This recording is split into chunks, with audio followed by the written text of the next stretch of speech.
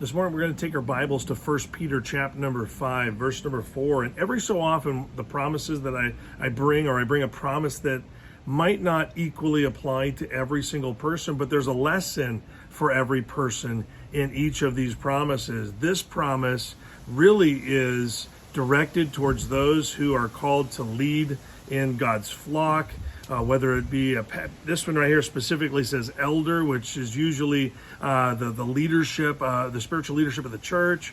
But there's something in this for the congregation of the church, because if we'll listen to those leaders, if we will follow what God has given them for us, we're going to be benefited in this. We're going to get a blessing also. But this particular promise is for each of those that are put in a position where we're leading others. And the promise is this: when Jesus appears, you'll receive a crown of glory that will never dim, it'll never fade.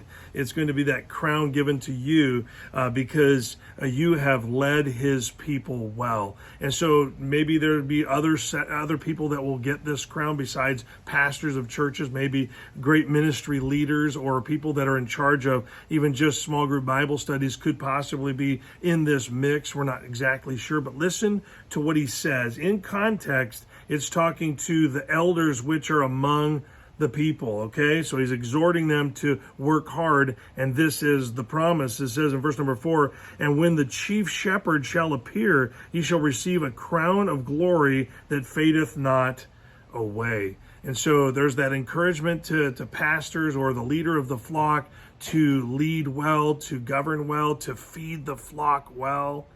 But then there's this other side of the blessing.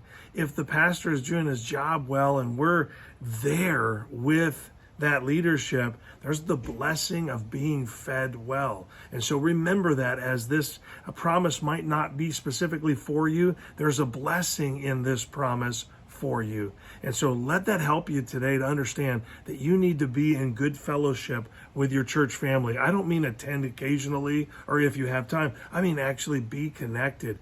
We don't eat occasionally or when we have time. We eat 3 square meals. We try to have a nutritious, balanced diet each day. Well, we need to be in the house of God so we can be fed from the Lord. The Lord is telling us that he has appointed people to bring that feeding. And so be encouraged by that. They get the blessing of this crown of glory that fadeth not away, but you get fed. Let that be an encouragement to you. Let that be a help. Have a great day.